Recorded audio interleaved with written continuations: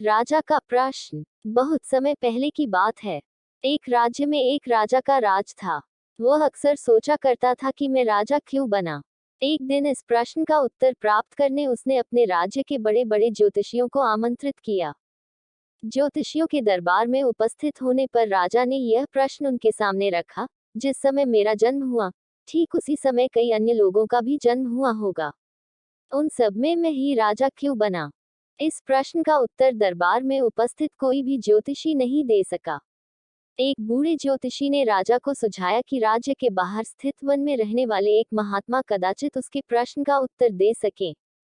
राजा तुरंत उस महात्मा से मिलने वन की ओर निकल पड़ा। जब वह महात्मा के पास पहुंचा, तो देखा कि वो अंगारे खा रहे हैं।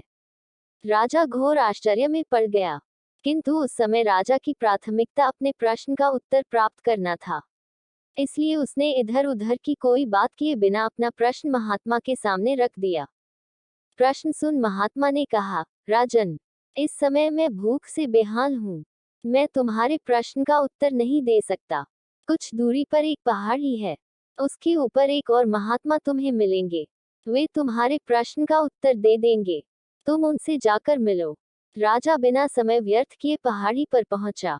वहां भी उसके आश्चर्य की सीमा नहीं रही, जब उसने देखा कि वहां वह महात्मा चिमटे से नोच नोच कर अपना ही मांस खा रहे हैं। राजा ने उनके समक्ष वह प्रश्न दोहराया।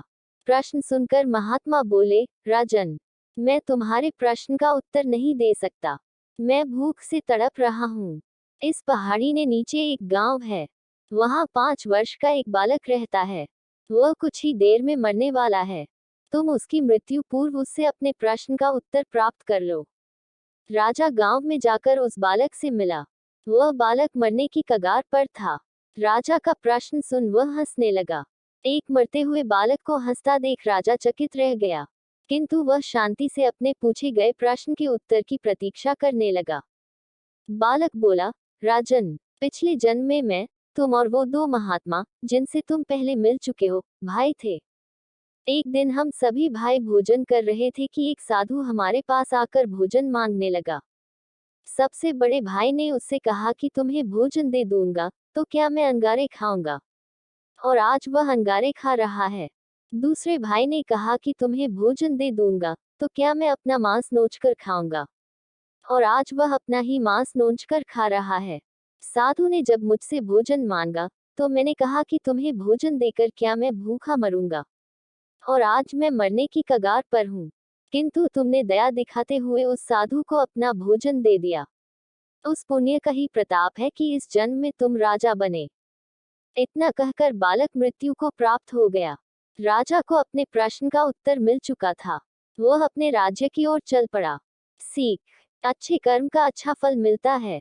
इसलिए सदा सत्कर्म करो और जहां तक संभव हो, दूसरों की सहायता करो। अगर यह कहानी आपको पसंद आई हो तो प्लीज़ मेरे चैनल को लाइक, सब्सक्राइब और शेयर करें। धन्यवाद।